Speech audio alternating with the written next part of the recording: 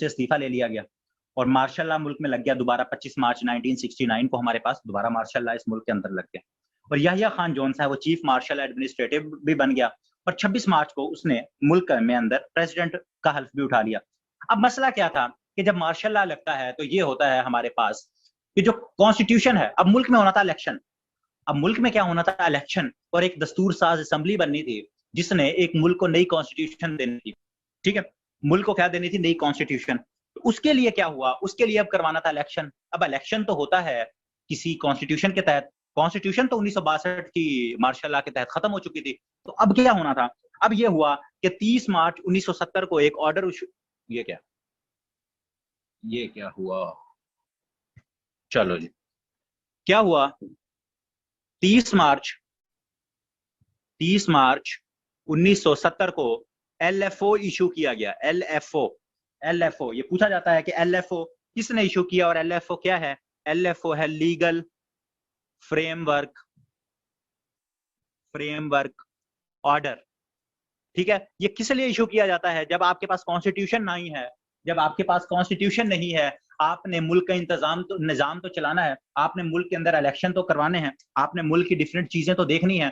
तो उसके लिए जब डिक्टेटर्स आते हैं तो वो कॉन्स्टिट्यूशन को खत्म कर देते हैं, तो वो फिर क्या करते हैं, वो एलएफओ जारी करते हैं, एक लीगल फ्रेमवर्क ऑर्डर जो है वो जारी करते हैं। याहिया खान ने भी जारी किया, जियाउल साहब ने भी जारी किया, मुशर्रफ साहब ने भी एलएफओ जारी किया। तो एलएफओ क्या है, जब कॉन्स्टिट्यूशन नहीं होती तो उसके मुतबादिल के तौर पर आप एक ऑर्डर जारी करते हो जिसके तहत मुल्क का निजाम चलता है, जिसके तहत मुल्क के अंदर इलेक्शंस होते हैं। वो किसके तहत होते हैं, वो एलएफओ के तहत होते हैं। तो एलएफओ जारी किया 30 मार्च 1970 के अंदर, और इसमें क्या कहा गया, इसमें उन्होंने क्या कहा गया, इसमें उन्होंने इसके तहत मुल्क के अंदर फर्स्ट इलेक्शन अनाउंस किए गए।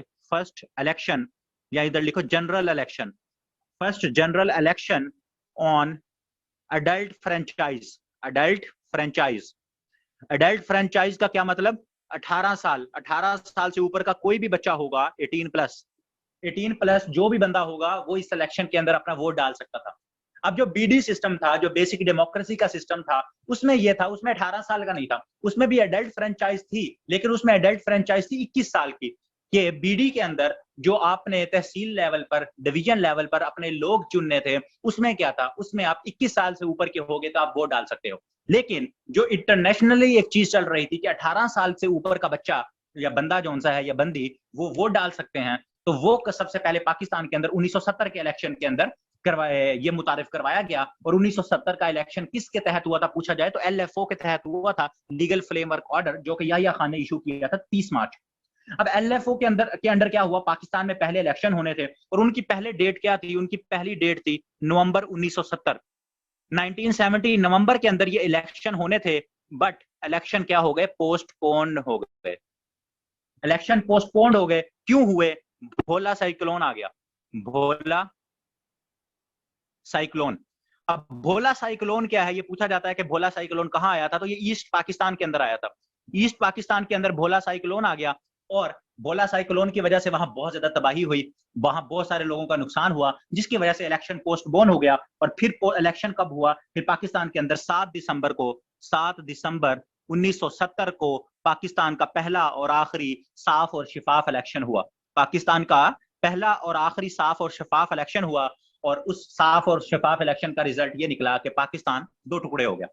तो पाकिस्तान का जो इलेक्शन हुआ पहला एडल्ट फ्रेंचाइज 18 प्लस के ऊपर, वो 7 दिसंबर 1970 में हुआ और इसमें मुल्क के अंदर जो डिवीजन थी वो बहुत ज्यादा सामने आई।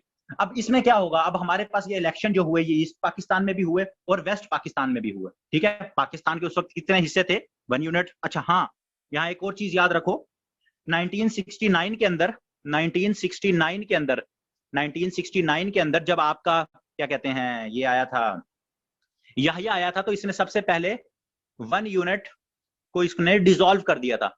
1 यूनिट किसने खत्म किया था, 1 यूनिट सिस्टम जो कि 1955 के अंदर इंप्लीमेंट हो गया था 14 अक्टूबर को, वो किसने खत्म किया था, वो आपके याहिया खान ने आके सबसे पहले इसने क्या किया था, इसने 1 यूनिट सिस्टम जो है उसको खत्म कर दिया था। तो ये 1 यूनिट सिस्टम खत्म हो गया, मुल्क के अंदर जो पुराने सूबे थे वो क्या हो गए, बहाल हो गए, जो 3-4 सूबे थे हमारे वो वैसे ही बहाल हो गए। तो फिर क्या हुआ, फिर उसके बाद इलेक्शन हुए, इलेक्शन हुए। तो जब इलेक्शन हुए इसमें, तो अगर हम टोटल ओवरऑल सीट्स की बात करें तो हमारे पास क्या था, एक ईस्ट पाकिस्तान था और वेस्ट पाकिस्तान था। अब हम यहां दिखते हैं ईस्ट पाकिस्तान और वेस्ट पाकिस्तान, ईस्ट पाकिस्तान और वेस्ट पाकिस्तान था, ठीक है, ईस्ट पाकिस्तान जो बाद में बांग्लादेश बना। अब वहां क्या हुआ, ईस्ट पाकिस्तान के अंदर 169 सीट्स थी टोटल, ठीक है, और वेस्ट पाकिस्तान के अंदर टोटल 144 सीट्स थी, ठीक है। अब 144 क्या थी, वेस्ट पाकिस्तान जो आज का पाकिस्तान है इसमें 144 सीट्स थी, और ईस्ट पाकिस्तान के अंदर 169 सीट थी। अब यहां सिनेरियो हम देखें तो यहां हमारे पास क्या है, यहां हमारे पास एक अवामी लीग है, अवामी लीग, और यहां हमारे पास क्या है, पीपल्स पार्टी। अवामी लीग को कौन लीड कर रहा है, अवामी लीग को लीड कर रहा है शेख मुजीबुर रहमान, ठीक है, शेख मुजीबुर रहमान। इसको क्या कहते हैं, इसका वो नाम है बांगा बांधू, इसको बांगा बांधू भी कहा जाता है, बांधू आई थिंक यही है। बांगा बांधू का क्या मतलब, फ्रेंड ऑफ बंगाल, मुजीबुर रहमान को ये भी कहा जाता है, ठीक है, जिसके ऊपर अगरतला साजिश केस भी मुजीबुर रहमान के ऊपर थे। मुजीबुर रहमान जोन सा है अवामी लीग को लीड कर रहे हैं, और यहाँ आपके पास कौन है, जुल्फिकार अली भुट्टो साहब जोन से हैं, वो पीपल्स पार्टी को लीड कर रहे हैं। अब दो साइड जो मेन पार्टीज हैं वो डिफरेंट जो दो हमारे पाकिस्तान के हिस्से थे उस वक्त, उनमें डिफरेंट पार्टीज का जोर है। एक साइड पे क्या है, अवामी लीग का जोर है, और दूसरी साइड पे पीपल्स पार्टी का जोर ज्यादा है। तो जब इलेक्शन हुए दिसंबर 1970 के अंदर, तो ये जो 169 थी, तो 169 में से 162 सीट्स जो सी हैं वो अवामी लीग जीत गई। ये जो अवामी लीग थी इसने 162 सीट्स जो सी हैं जीत ली, ठीक है। और जो वेस्ट पाकिस्तान है, वेस्ट पाकिस्तान के अंदर भुट्टो ने 81 सीटें जीत ली आउट ऑफ 144 सीटें किसने जीत ली, भुट्टो ने। अब मसला क्या हुआ, अब मसला ये हुआ कि मेजॉरिटी में कौन आ गया, अगर अब मेजॉरिटी में कौन आ गया, मेजॉरिटी में आ गया शेख मुजीबुर रहमान, उसने 162 सीटें जीती थी। ओवरऑल अगर हम काउंट करें 144 और 169 को, तो ये मेरे ख्याल में 300 क्या कहते हैं 300, ये टोटल कितनी बनेगी, 313 सीटें बनेंगी। टोटल कौमी असेंबली की कितनी सीटें उस वक्त बनेंगी, 313। तो 313 में से 162 जो सी सीटें मुजीबुर रहमान ने जीती और वो मेजॉरिटी में आ गया।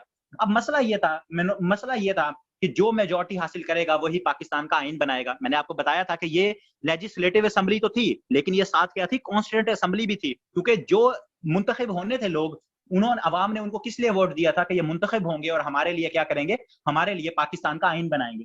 तो जब पाकिस्तान का आइन भी इन्होंने बनाना था, तो जब हमने देखा कि ईस्ट पाकिस्तान जिनके साथ हमने शुरू से ही तासुब रखा, वो हमारे लिए आइन बनाएंगे, तो हमारा जो सा मसला यहाँ से खराब होना शुरू हो गया। याहिया खान ने क्या कहा, याहिया खान ने कहा कि फरवरी 1971 के अंदर जो सा है याहिया खान ने फेब 1971 के अंदर नेशनल असेंबली का इजलास बुला लिया। उसने नेशनल असेंबली का इजलास बुला लिया और इसकी जो सी है जुल्फिकार अली भुट्टो साहब ने बाइकआउट कर दिया। इसका क्या कर दिया, जुल्फिकार अली भुट्टो ने क्या कर दिया, बाइकआउट कर दिया।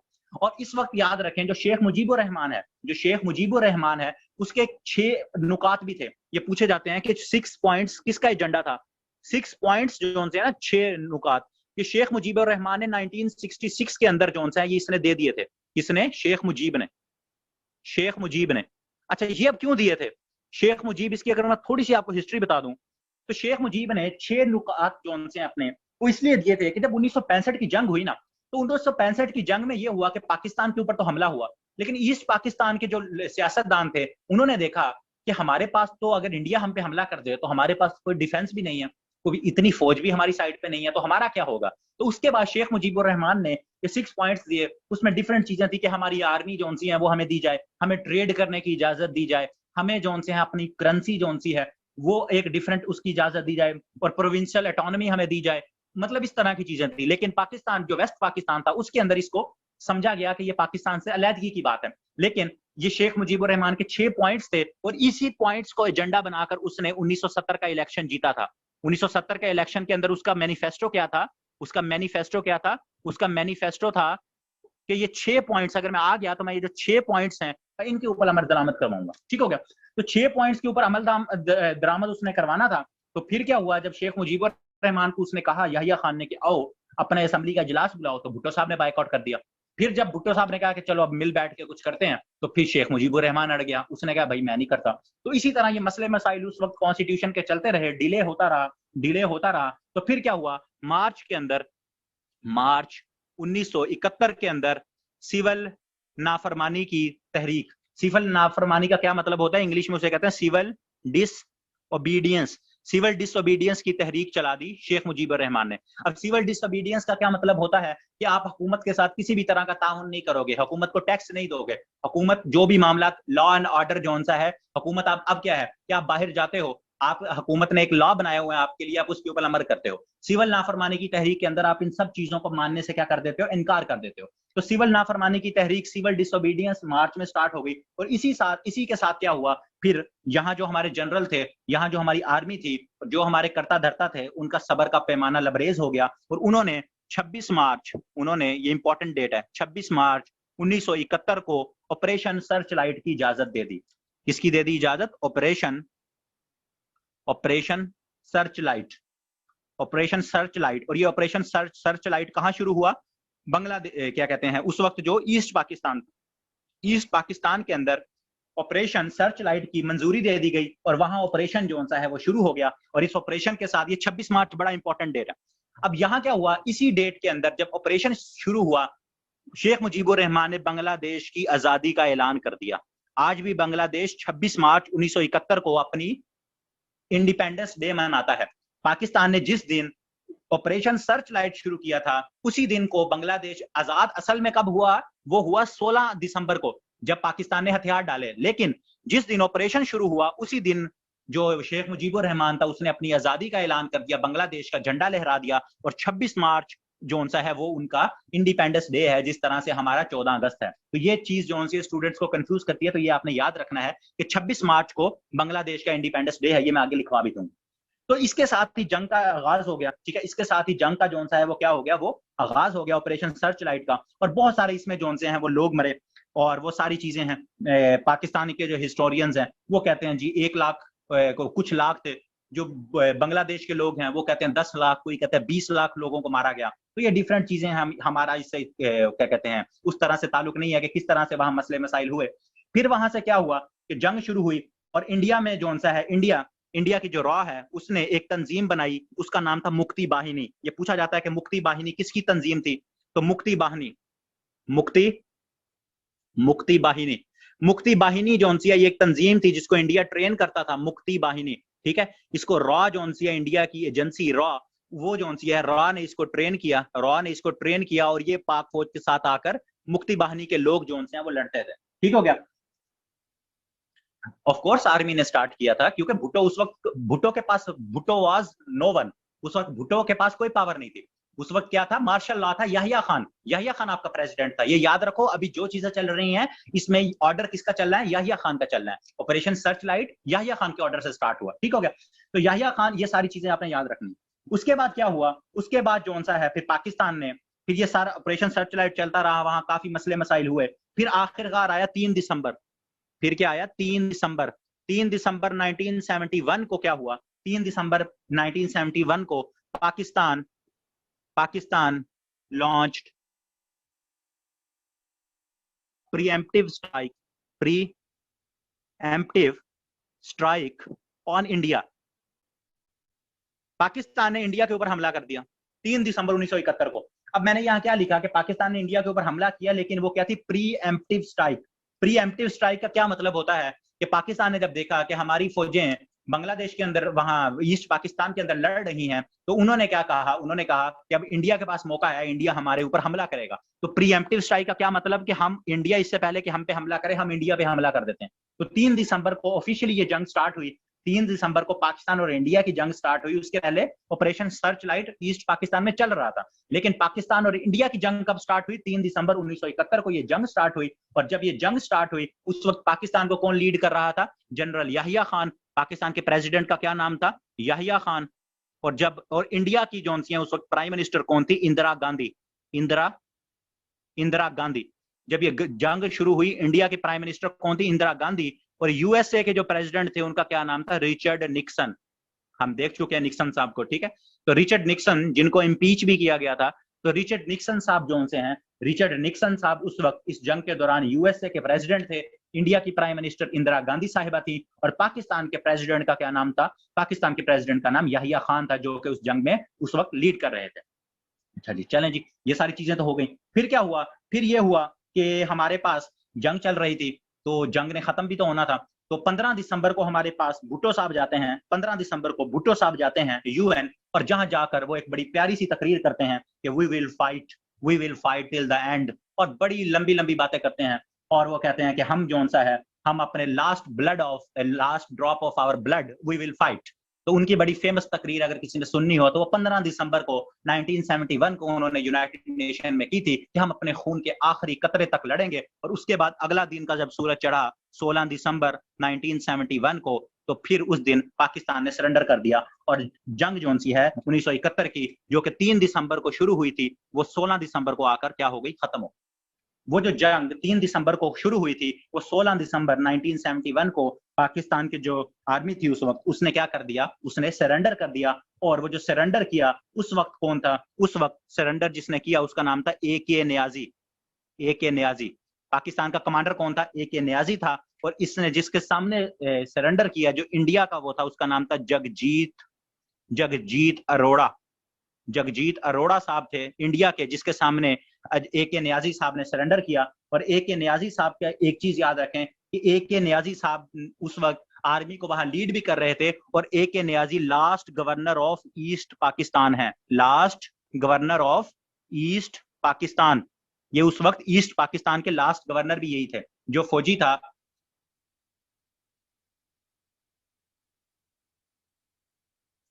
अच्छा, जो AK न्याजी साहब हैं, AK न्याजी ये last governor of East Pakistan थे। ये उस वक्त पाकिस्तान की आर्मी को वहां लीड भी कर रहे थे। इन्होंने जो सा है वहां साइन ऑफ क्या कहते हैं, जो सरेंडर डॉक्यूमेंट था उसके ऊपर इन्होंने साइन किया जगजीत सिंह अरोड़ा के साथ। और उस वक्त पाकिस्तान के प्रिजनर ऑफ वार, जिनको कहा जाता है POW प्रिजनर ऑफ वार, 93,000 क्या कहते हैं 93,000 जो हैं पाकिस्तान के पैरामिलिट्री फोर्सेस, पाकिस्तान के मिलिट्री और डिफरेंट जो पाकिस्तान के लिए लड़ रहे थे, वो 93,000 लोग थे जिनको इंडिया ने क्या कर दिया, इंडिया ने अपना कैदी बना लिया। तो उनकी तादाद कितनी थी, 93,000 लोग जिन्होंने सरेंडर किया था। ठीक है, और सरेंडर करते वक्त पाकिस्तान की तरफ से कौन था, AK न्याजी साहब थे, और इंडिया की तरफ से जगजीत अरोड़ा। और AK न्याजी साहब जो हैं ये लास्ट गवर्नर ऑफ पाकिस्तान है। और फिर इन्होंने एक किताब भी लिखी जो कि बड़ी फेमस PPSC में पूछी जाती है, the betrayal of East Pakistan.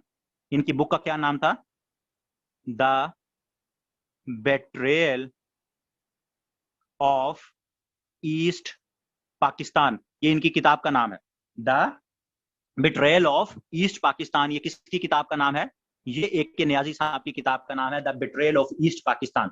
ठीक हो गया। उसके बाद जो सा है पाकिस्तान की जो ये पाकिस्तान को इस जंग में जो शिकस्त हुई, उसमें ये हुआ कि उसके बाद इस शिकस्त का जो पाकिस्तान का हिसाब किताब हुआ कि किस तरह से पाकिस्तान के ये मामलात खराब हुए। और फिर इस जैसे ही पाकिस्तान ने सरेंडर किया और बांग्लादेश जो सा ऑफिशियली आजाद हो गया। ठीक है, बांग्लादेश ऑफिशियली जो सा है वो यहाँ बांग्लादेश बन गया। लेकिन फिर यहाँ बताऊंगा एक बात कि बांग्लादेश, अब हम बांग्लादेश लिखेंगे कि बांग्लादेश का इंडिपेंडेंस डे क्या है, 26 मार्च 1971 को वो उन्होंने अपनी आजादी का ऐलान किया था। और वो उसी लिहाज से जो सा है वो अपनी जो सा है क्या मनाते हैं, अपनी फतह, वो इंडिपेंडेंस मनाते हैं। तो 26 मार्च 1971 को वो बन गया। और उस वक्त जब ये जंग हो रही थी, उस वक्त याद रखें शेख मुजीबुर रहमान इन जेल था। शेख साहब जो थे, शेख मुजीब जो थे, वो पाकिस्तानी जेल के अंदर था, पाकिस्तानी जेल में वो कैद था। ठीक है, जब शेख मुजीबुर रहमान, जब ये बांग्लादेश बना है। ठीक है, तो फिर क्या हुआ, उनका जो पहला प्राइम मिनिस्टर था उसका नाम पूछा जाता है, उसका नाम था ताजुद्दीन अहमद। बांग्लादेश का फर्स्ट प्राइम मिनिस्टर कौन है, ताजुद्दीन अहमद। ताजुद्दीन अहमद जो है वो उनका पहला प्राइम मिनिस्टर बना था। और फिर 1972 के अंदर क्या हुआ कि आपका जो शेख मुजीबुर रहमान है उसको पाकिस्तान से रिहा किया गया 1972 के अंदर, क्योंकि फिर आगे मुआहिदा होगा। तो फिर शेख मुजीबुर रहमान को जब रिहा किया गया तो वो फिर जाकर सेकंड प्राइम मिनिस्टर बना था शेख मुजीबुर रहमान। फिर जाकर पहला कौन था, ताजुद्दीन अहमद, और सेकंड प्राइम मिनिस्टर उनका फिर मुजीबुर रहमान 1972 के बाद जो है वो जाकर बना था। अच्छा जी, ये हो गया आपका बांग्लादेश। अच्छा, अब ये जंग हुई तो जंग के बाद एक चीज बस लिख ले, एक कमीशन बना था, उसको कहते हैं हमूदुर रहमान कमीशन। हमूदुर रहमान, ये जज थे हमूदुर रहमान। तो हमूदुर रहमान कमीशन बना था। किस लिए बना था कि इसने टू प्रोब 1971 की जंग के अंदर जो जो पाकिस्तान से गलतियां हुई उसके ऊपर 1971 की वॉर में जो जो मसले मसाइल हुए उसके उनको देखने के लिए ये हमीदुर रहमान कमीशन बना था। ठीक है, तो ये सवाल पूछा जाता है कि हमीदुर रहमान कमीशन किस वजह से बनाया गया था? तो 1971 की जंग के हवाले से जो चीजें हुई थी उनको देखने के लिए हमीदुर रहमान कमीशन जो सा ये बनाया गया था। अब क्या हुआ, जंग खत्म हो गई, जंग खत्म हो गई तो 20 दिसंबर 1971 को, 20 दिसंबर 1971 को आपका भुट्टो साहब जो हैं वो प्रेसिडेंट और फर्स्ट, वो क्या बन गए? भुट्टो साहब प्रेसिडेंट ऑफ पाकिस्तान बन गए, plus civilian first civilian martial law administrator बन गए, martial law administrator, first Pakistan civilian martial law administrator बन गए 20 दिसंबर 1971 के अंदर। भुट्टो साहब जो हैं वो इस मुल्क के कर्ता धर्ता बन गए जंग खत्म होने के बाद। जंग खत्म होने के बाद भुट्टो साहब जो हैं वो क्या बन गए? पाकिस्तान के फर्स्ट सिविलियन मार्शल एडमिनिस्ट्रेटर। और जो आपके याहिया खान थे उनको हटा दिया गया, और याहिया खान के बाद जनरल टिक्का खान जो हैं, जनरल टिक्का खान को पाकिस्तान का चीफ क्या कहते हैं, कमांडर इन चीफ उस वक्त लगा दिया गया। ठीक है, अब भुट्टो साहब आ गए, अब भुट्टो साहब आ जाएंगे, और भुट्टो साहब जो है, भुट्टो साहब के बाद साथ आर्मी चीफ जो है, कमांडर इन चीफ कौन आ जाएगा? वो जनरल टिक्का खान आ जाएंगे। अब यहाँ मसले क्या है? मुल्क डिवाइड है आपका, भुट्टो साहब आए हैं, मुल्क डिवाइड है, टूट चुका है आपका मुल्क। प्रिजनर ऑफ वॉर जो 93,000 लोग हैं वो इंडिया के कब्जे में हैं। कॉन्स्टिट्यूशन आपके पास है नहीं। ठीक है, जंग एक आप हार चुके हो, आपके मुल्क का, आपकी आर्मी का, आपका मोराल डाउन है। तो इस तरह का पाकिस्तान जो है वो भुट्टो साहब को मिलता है। क्या? जंग हार चुके हो आप, आर्मी का मोराल डाउन है, लोगों का मोराल डाउन है, ठीक है, कॉन्स्टिट्यूशन नहीं है आपके पास, 93,000 प्रिजनर ऑफ वॉर इंडिया के कब्जे में है, मुल्क आपका टूट चुका है, और लोग जो उनसे हैं वो मुतनफर हो चुके हैं। तो फिर क्या होता है? फिर इसके अंदर जो आपके क्या कहते हैं, जो भुट्टो साहब हैं, सबसे पहले उनके पास जो मसला था वो था प्रिजनर ऑफ वॉर को वापस लेके आना। सबसे पहले उनका मसला क्या था? जो प्रिजनर ऑफ वॉर हैं उनको वापस लेके आना। तो उन्होंने क्या किया? उन्होंने अप्रैल 1972 को शिमला एग्रीमेंट हुआ, शिमला एग्रीमेंट। 1965 की जंग के बाद ताशकंद एग्रीमेंट हुआ था। तो 1971 की जंग के बाद आपका शिमला एग्रीमेंट होता है। शिमला एग्रीमेंट में अगेन इसमें क्या होता है? एक साइड पे इंदिरा गांधी होती हैं, इंदिरा गांधी, और दूसरी साइड पे हमारे पास जुल्फी भुट्टो होते हैं। दूसरी साइड पे पाकिस्तान पे हमारे पास क्या होते हैं? जुल्फिकार अली भुट्टो होते हैं। और इसमें क्या होता है? इसमें पाकिस्तान कहता है कि हम बांग्लादेश को एक्सेप्ट करते हैं। इसी शिमला कॉन्फ्रेंस की वजह से, शिमला एग्रीमेंट की वजह से क्या हुआ था? जो मैंने बताया 1972 के अंदर क्या हुआ था? शेख मुजीबुर रहमान को रिहा कर दिया गया था। तो शेख मुजीबुर रहमान रिहा हो गए, पाकिस्तान ने कहा कि हम बांग्लादेश को एक्सेप्ट कर लेंगे। और फिर क्या हुआ? फिर ये हुआ कि उन्होंने ये कहा, इसमें उन्होंने कहा कि जो पाकिस्तान के प्रिजनर ऑफ वॉर हैं उनको छोड़ दिया जाएगा, और जो मसले मसाइल हैं हम क्या करेंगे? हल करेंगे। और इस लिहाज से ये पाकिस्तान की और खास तौर पे जुल्फिकार अली भुट्टो साहब की बहुत बड़ी जीत थी कि उन्होंने अपने प्रिजनर ऑफ वॉर भी छुड़वा लिए। उन्होंने क्या किया? उन्होंने पाकिस्तान के जो एरिया के ऊपर इंडिया ने कब्जा किया था वो भी वापस ले लिया, और पाकिस्तान का जो एक इमेज था वो भी बेहतर हो गया। तो शिमला एग्रीमेंट हो गया। उसके साथ फिर क्या हुआ? जो प्रिजनर ऑफ वॉर छोड़ने की बात की गई थी वो 1972 के अंदर, लेकिन वो प्रिजनर ऑफ वॉर छूटे कब? 1974 के अंदर। 1974 के अंदर जितने आपके पास प्रिजनर ऑफ वॉर थे, प्रिजनर ऑफ वॉर वो रिलीज कर दिए गए। वो कब किए गए? 1974 के अंदर उनको रिलीज कर दिया गया। एक एग्रीमेंट हुआ था, उसे कहते हैं try party agreement. Try party का क्या मतलब? कि इसमें 3 पार्टीज थी। 1974 के अंदर ये एग्रीमेंट हुआ था, अप्रैल के अंदर। ठीक है, ये भी अप्रैल के अंदर हुआ था। इसमें पाकिस्तान था, बांग्लादेश था, और क्या था इसमें? कौन था साथ? इंडिया था। तो इस एग्रीमेंट के तहत पाकिस्तान के जो प्रिजनर ऑफ वॉर थे उन सबको वापस लाया गया। और इसके बाद जो है फिर पाकिस्तान ने क्या किया? 1974 के अंदर ही फिर पाकिस्तान ने ये किया कि 1974 के अंदर सेकंड ओआईसी कॉन्फ्रेंस हुई थी जो हमने देखी थी। तो उस ओआईसी कॉन्फ्रेंस से पहले पाकिस्तान ने बांग्लादेश को ऑफिशियली तस्लीम कर लिया, और ओआईसी कॉन्फ्रेंस के अंदर फिर शेख मुजीबुर रहमान जो से हैं, जो कि उस वक्त बांग्लादेश के प्राइम मिनिस्टर बन चुके थे, तो वो एज अ गेस्ट तशरीफ लाए, और पाकिस्तान और बांग्लादेश की जो है एक अच्छा जो है एक इमेज गया कि हम जो है अभी मिलकर आगे काम करेंगे। तो 1974 के अंदर क्या हुआ कि जो ये जो शिमला एग्रीमेंट था, इसके तहत पहले शेख मुजीबुर रहमान को 1972 के अंदर छोड़ा गया, फिर ट्राइपार्टी एग्रीमेंट हुआ, उसमें क्या हुआ, उसमें प्रिजनर ऑफ वॉर को रिलीज किया गया और पाकिस्तान को कहा गया कि आप बांग्लादेश को तस्लीम करें। तो पाकिस्तान ने बांग्लादेश को तस्लीम किया और फिर 1974 के अंदर सेकंड ओआईसी कॉन्फ्रेंस हुई पाकिस्तान के अंदर, जिसमें शेख मुजीबुर रहमान ने शिरकत की। शेख मुजीबुर रहमान ने शिरकत की और पाकिस्तान ने ऑफिशियली जो है वो क्या किया, बांग्लादेश को 1974 के अंदर तस्लीम कर लिया एज अ कंट्री। ये तो था हमारी जंग के हवाले से चीजें कि किस तरह पाकिस्तान ने ये सारी चीजों को क्या कहते हैं, पाकिस्तान ने इन सारी चीजों को हैंडल कर लिया। अब यहाँ मसला क्या हुआ, अब जब भुट्टो साहब आए, एक तो कॉन्स्टिट्यूशन का मसला था। कॉन्स्टिट्यूशन से पहले 2-3 चीजें हम देख लेते हैं। एक तो 1972 के अंदर मैंने आपको क्या बताया था कि 1972 के अंदर आपका जो कमांडर इन चीफ है CINC, वो किसमें कन्वर्ट हो जाएगा, चीफ ऑफ आर्मी स्टाफ के अंदर, चीफ ऑफ आर्मी स्टाफ के अंदर कन्वर्ट हो जाएगा। तो पाकिस्तान का first chief of army staff कौन बनेगा, वो बनेगा 1972 के अंदर जनरल टिक्का खान। जनरल टिक्का खान जो उनसे हैं वो पाकिस्तान के पहले चीफ ऑफ आर्मी स्टाफ हैं। तो ये मैंने आपको पहले बताया है, ये रिपीट हो गया। 3 मार्च को, ये 3 मार्च 1972 के 3 मार्च 1972 के अंदर जनरल टिक्का खान जो उनसे हैं वो आ जाते हैं। फिर उसके बाद अब भुट्टो साहब जो उनसे मुल्क में क्या है, प्रेसिडेंट है। मुल्क में क्या है, प्रेसिडेंट है, कॉन्स्टिट्यूशन नहीं है। तो वो 2-3 काम करेंगे, वो 2-3 काम जो करेंगे उनमें से सबसे इंपॉर्टेंट जो उनका काम है 1972 के अंदर, अगेन वो एग्रीकल्चर रिफॉर्म्स लाएंगे जो कि अयूब भी लाया था। तो एग्रीकल्चर रिफॉर्म्स इनके क्या थे, इनके एग्रीकल्चर रिफॉर्म्स के अंदर एक सिंपल सी चीज थी कि जो इरिगेटेड लैंड है, जो इरिगेटेड लैंड है, इरिगेटेड लैंड, उसको उन्होंने क्या कर दिया कि 200 एकड़ होगा, 200 एकड़ होगा। और उसके बाद जो एरिड लैंड है आपके पास, जो एरिड लैंड है, नॉन इरिगेटेड लैंड है, उसको उन्होंने क्या कर दिया, 500 से कम करके 300 एकड़ कर दिया। ये भुट्टो साहब के लैंड रिफॉर्म्स थे कि इससे ज्यादा जो है कोई भी बंदा वो होल्ड नहीं कर सकता चीजें। एरिड लैंड कितनी है आपकी, 300 एकड़ कर दी। और इरिगेटेड लैंड जो सी है कि वो 200 एकड़ जो सी है वो 200 एकड़ से, सॉरी 200 नहीं है, 200 तो पहले थी, 150 और 300, 200 तो पहले थी ना। तो इरिगेटेड उन्होंने क्या कर दी, इरिगेटेड उन्होंने कर दी 150, 150, ठीक है। इरिगेटेड उन्होंने कितनी कर दी, 150, और एरिड लैंड जो सी है वो 300 कर दी। एक तो वो लेके आए एग्रीकल्चर रिफॉर्म्स। फिर नेशनलाइजेशन की पॉलिसी लेके आए 1972 के अंदर। कौन सी पॉलिसी लाए, नेशनलाइजेशन की पॉलिसी।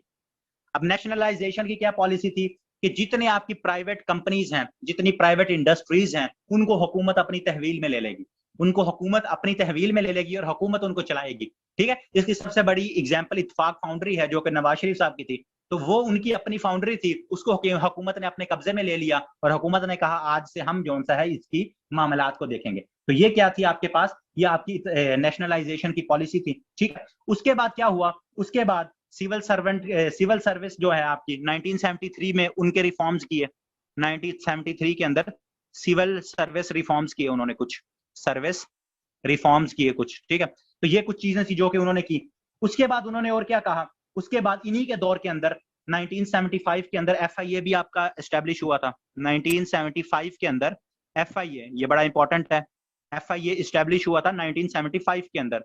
पूछा जाता है किसने किया था, तो ये भुट्टो साहब के दौर के अंदर आपका FIA जो FIA की तैयारी कर रहे हैं वो याद रखेंगे ये कि FIA एस्टेब्लिश हुआ था 1975 के अंदर। लेकिन FIA जो एक्ट आया था, FIA का एक्ट आ गया था 1973 के अंदर। ये FIA एक्ट पहले आया था और उसके बाद ऑफिशियली जो FIA को एस्टेब्लिश किया गया वो 1975 के अंदर जो है एस्टेब्लिश किया गया FIA को, ठीक हो गया।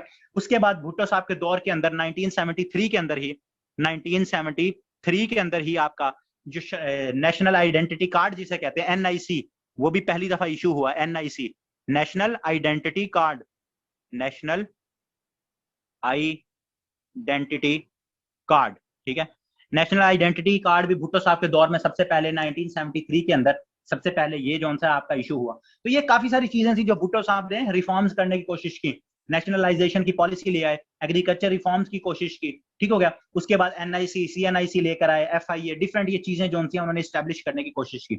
लेकिन ये तो थे बाकी जो उन्होंने रिफॉर्म्स किए। अब सबसे बड़ा जो उनके सामने मसला था वो था पाकिस्तान में कॉन्स्टिट्यूशन का। वो क्या था पाकिस्तान में कॉन्स्टिट्यूशन का। तो कॉन्स्टिट्यूशन जो सी है उन्होंने क्या किया, सबसे पहले तो अब मार्शल लॉ खत्म करना था। तो 21 अप्रैल को मुल्क के अंदर, 21 अप्रैल 1972 को मुल्क के अंदर मार्शल लॉ को उठाया गया, मार्शल लॉ लिफ्टेड, मुल्क के अंदर मार्शल लॉ सबसे पहले खत्म किया गया, ठीक है, मुल्क के अंदर सबसे पहले मार्शल लॉ खत्म किया गया। तो फिर क्या हुआ, उन्होंने एक कॉन्स्टिट्यूशन कमेटी बनाई, ठीक है, उन्होंने क्या किया, एक कॉन्स्टिट्यूशन कमेटी बनाई और उसको हेड कर रहे थे महमूद कसूरी साहब। और उन्होंने कहा कि आपने क्या करना है, कॉन्स्टिट्यूशन बनानी है। तो उस कॉन्स्टिट्यूशन का बस थोड़ा सा बता देता हूं क्योंकि हमने इसको डिटेल में करना है। तो उसको बस 2-3 चीजें आपने याद रखनी है, वो ये है कि एक तो कॉन्स्टिट्यूशन जो सी है 2 फेब 1973 को इसको पार्लियामेंट में पेश किया गया था, पार्लियामेंट में, इन पार्लियामेंट के अंदर इनको पेश किया गया था तब 2 फेब को। सबसे इंपॉर्टेंट डेट है 10 अप्रैल 1973 को इसको अप्रूव कर लिया गया था थ्रू पार्लियामेंट, अप्रूव्ड। ये सवाल बहुत ज्यादा पूछा जाता है, ठीक है। अभी आपका 10 अप्रैल अभी गुजरा है, तो अभी उसका पीपल्स पार्टी क्रेडिट भी ले रही थी। तो 10 अप्रैल को इसको अप्रूव कर लिया गया और 14 अगस्त को 14 अगस्त 1973 को इसको क्या कर दिया गया, इन्फोर्स कर दिया गया, इसको इन्फोर्स्ड कर दिया गया 1973 की कॉन्स्टिट्यूशन को। जो महमूद कसूरी साहब की सरबराही में एक कमेटी बनी थी, उसने क्या किया, उसने अपनी सिफारिशात एक कॉन्स्टिट्यूशन बनाकर 2 फेब को पार्लियामेंट में पेश की, 10 अप्रैल को अप्रूव हो गई और 14 अगस्त को पाकिस्तान की इंडिपेंडेंस के दिन 1973 को इसको इन्फोर्स कर दिया, ठीक है। अब इसमें जो सा है पार्ट्स कितने हैं, इसके शेड्यूल जो से हैं वो कितने हैं, 5 हैं, पार्ट्स इसके 12 हैं, इसमें आर्टिकल्स 280 होते हैं, ठीक है। इसमें ये और ये क्या कहते हैं, इसमें कितनी अमेंडमेंट्स हुई हैं, सारी चीजें हम डिटेल में देखेंगे इंशाल्लाह। क्या करेंगे, कम हम इसमें क्या करेंगे इंशाल्लाह, कल जो सा इनको देखेंगे। लेकिन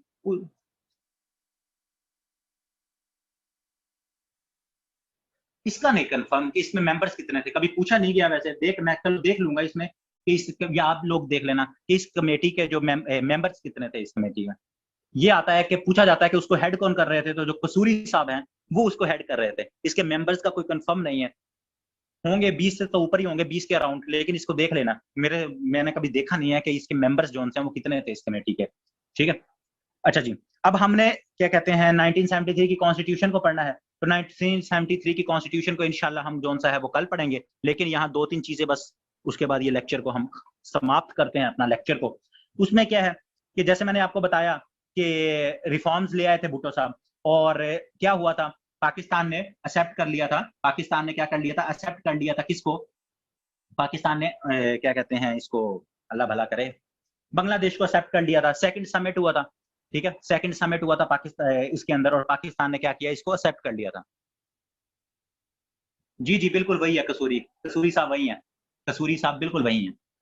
ये कसूरी साहब जो कसूरी साहब ये डिफरेंट, ये उनके बेटे हैं, वो कसूरी है ना, एक कसूरी साहब जो से हैं वो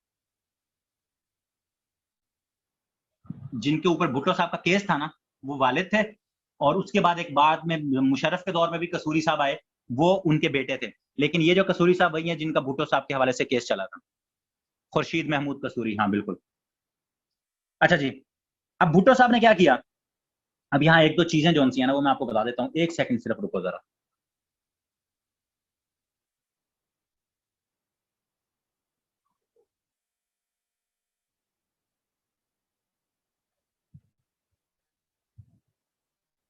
अच्छा, हमने देखा था कि पाकिस्तान में सबसे ज्यादा जो सा है ना, जो तवील तरीन बंदा जो सा है वो प्राइम मिनिस्टर के तौर पे रहा है ना, वो है लियाकत अली खान। उनका क्या नाम है, लियाकत अली खान।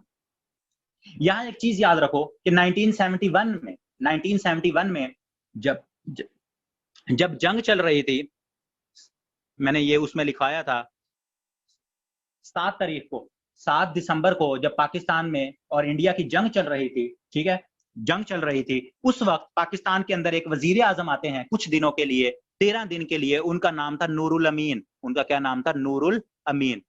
नूरुल अमीन कौन है, शॉर्टेस्ट टेन्योर जिनका एज अ प्राइम मिनिस्टर है, shortest tenure as prime minister.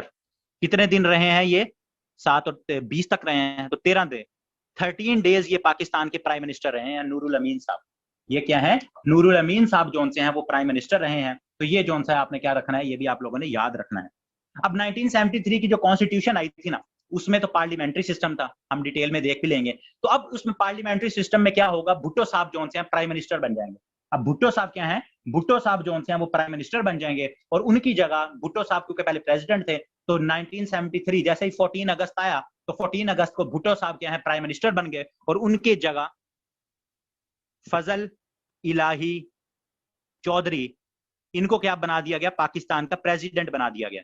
ये पूछा जाता है कि भुट्टो साहब के दौर के अंदर पाकिस्तान का प्रेसिडेंट कौन था, तो ये 1973 से 78 तक 4 साल ये पाकिस्तान के प्रेसिडेंट रहे हैं फजल इलाही चौधरी। फजल इलाही चौधरी 1973 से लेकर 1978 तक जो सा है 5 साल पाकिस्तान के प्रेसिडेंट रहे हैं। ठीक हो गया। अब इस दौर में क्या हुआ, भुट्टो साहब ने डिसाइड किया कि इलेक्शन जोन से है ना, मेरी पॉपुलैरिटी बहुत ज्यादा है तो मैं इलेक्शन जल्दी करवा लेता हूँ। तो जब उन्होंने जल्दी इलेक्शन का ऐलान किया तो उनके मुकाबले में एक तहरीक शुरू हो गई। उनके मुकाबले में क्या हुई, एक तहरीक शुरू हो गई, उसको कहते हैं पीएनए की मूवमेंट। ठीक है, उनको क्या कहते हैं, पीएनए की मूवमेंट। तो पीएनए जौन सी है, पाकिस्तान नेशनल अलायंस, पीएनए की मूवमेंट 1977 में स्टार्ट हुई जनवरी के अंदर भुट्टो के अगेंस्ट। और ये क्या थी, तहरीके निजामे मुस्तफा। ठीक है, तहरीके निजामे मुस्तफा इसको कहा जाता है, तहरीके निजामे मुस्तफा। ठीक है, निजामे मुस्तफा, तहरीके निजामे मुस्तफा। और इसकी सरबराही कौन कर रहे थे, मुफ्ती महमूद साहब, जो कि आजकल आपके मुफ्ती महमूद जो आजकल आपके फजलुर रहमान साहब हैं, मौलाना फजलुर रहमान, उनके जो वालिद हैं वो कौन थे, मुफ्ती महमूद। उनके वालिद का क्या नाम था, मुफ्ती महमूद। और वो पीएनए की क़यादत कर रहे थे। और इसके अंदर पीएनए के अंदर 9 पार्टीज थी, इसके अंदर 9 पार्टीज थी, जिसकी वजह से इनको 9 सितारे भी कहा जाता था कि 9 सितारे भुट्टो के खिलाफ इकट्ठे हो गए हैं, 9 सितारे। तो ये 9 सितारे भुट्टो साहब के खिलाफ इकट्ठे हुए। पीएनए की मूवमेंट किसके खिलाफ चली, भुट्टो के खिलाफ चली। ये याद रखना, बहुत दफा ये सवाल पूछा जाता है कि पीएनए की मूवमेंट किस पाकिस्तान के प्राइम मिनिस्टर के खिलाफ चली थी। तो जैसे आजकल पीडीएम है, तो उस टाइम में क्या थी, पीएनए चली थी भुट्टो साहब के खिलाफ। तो भुट्टो साहब के खिलाफ जब ये मूवमेंट चली तो फिर क्या हुआ, फिर इलेक्शन हुए 1977 के अंदर, मार्च 1977 के अंदर, मार्च 1977 के अंदर इलेक्शन हुए, जो कि भुट्टो साहब ने धांधली करके जीत लिए। जब भुट्टो साहब ये इलेक्शन जीत गए तो फिर क्या हुआ, फिर पीएनए ने ये इलेक्शन मानने से इनकार कर दिया। भुट्टो साहब ने जब ये इलेक्शन जीते तो पीएनए ने ये इलेक्शन मानने से क्या कर दिया, ऐलान कर, क्या कहते हैं उसको, मानने से इनकार कर दिया। और मुल्क के हालात जो उनसे हैं वो क्या हुए, खराब हुए। मुल्की हालात जब खराब हुए तो फिर क्या है,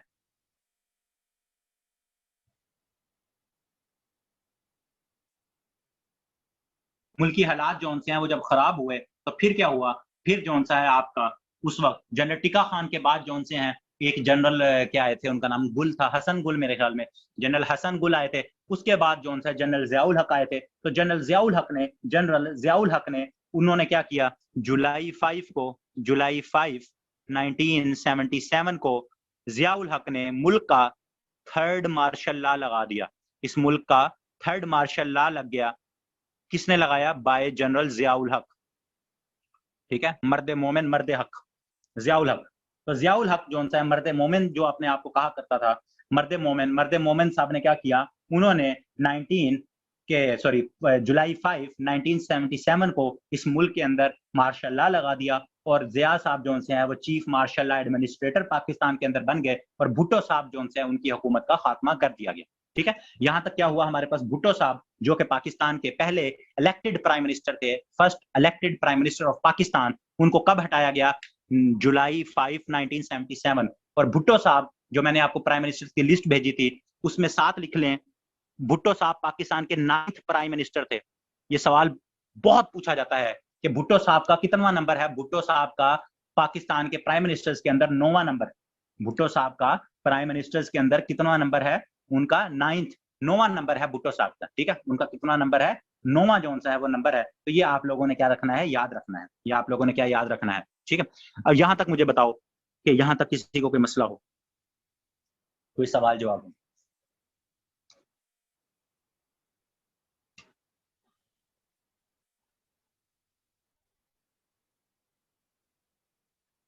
आपकी जो 1973 की कॉन्स्टिट्यूशन थी वो पार्लियामेंट्री थी, वो क्या था, पार्लियामेंट्री था।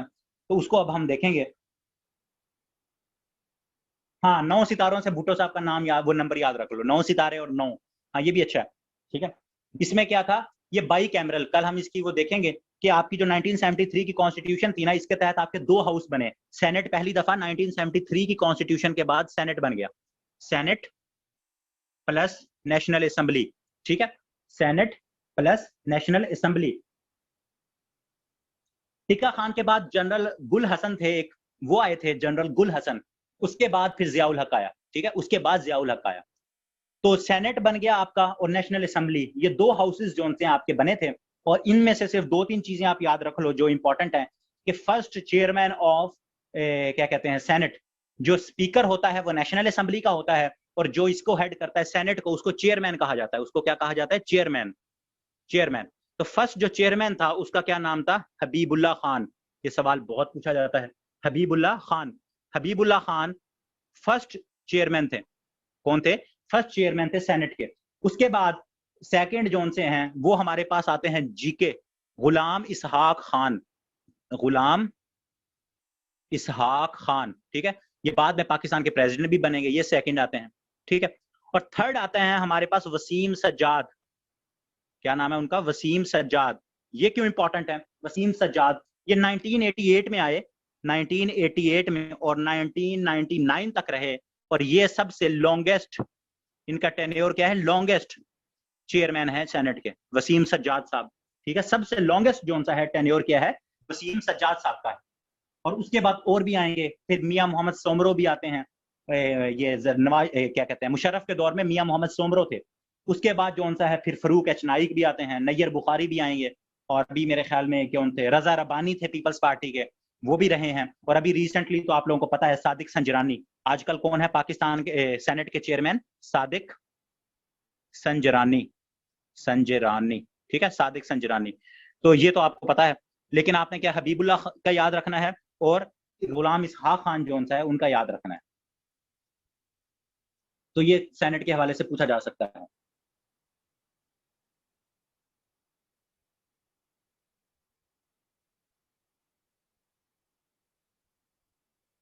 ठीक है,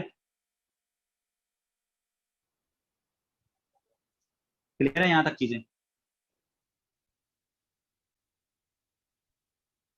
वो जब 1979 में जाएंगे ना, जब भुट्टो को फांसी होगी, तो तब उसको डिस्कस करेंगे, क्योंकि अभी तो जिया के दौर में हुई थी ना।